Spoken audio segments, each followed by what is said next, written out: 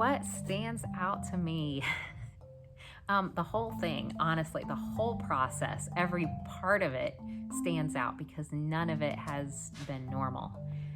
We started practicing this music in January, February timeframe, and we actually were about to take a trip to New York for a tour when COVID came about, and we were half packed in Ted's van and woke up the next morning and we were ready to pull out and there was no tour.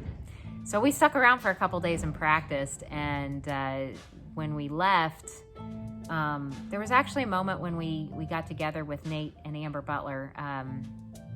There was this strange sense that we didn't know what was coming, but we knew that it was going to be kind of rough, and we had no idea what was happening. So when we left Goshen, we didn't know that we weren't going to see Ted and Donna for another 2.5 months. So that really kicked off the whole process of this album and the duress that we have all been under this whole time when it's being created. I went through emotional struggle just prepping for the album. A lot of musicians talk about how hard it is in the studio. For me, that's the fun part. I enjoy it, but the hard part for me is when I'm alone practicing, getting ready for it, and all the hours of work, because I really beat myself up. And this time I ended up having to go through that process 3 separate times. Just because of COVID and our original dates getting canceled. And then I had to re-prep a couple months later. And then after all of that, we ended up redoing the marimba parts, and they sound really good now. But going through that process 3 times was really hard on top of everything else going on this year. So yeah, the whole process, and just even watching Ted and Donna step out in faith along so many opportunities that came up that normally don't. Everybody involved in this has given everything that they have, and I can't wait for you to hear it.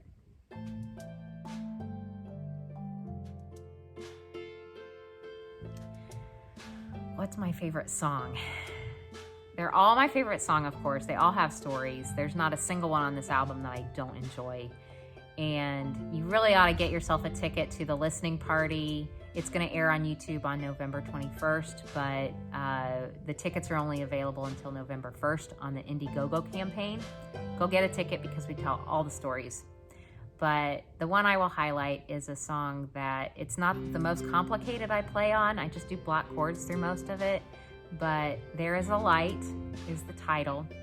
And it just hits me right every time I hear it. It's a reminder that we're not alone, that there's a higher purpose, that things will get better.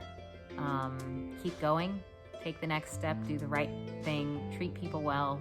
All the things that you hear Ted talk about on Wednesdays kind of come out in that song, I think. At least it does to me.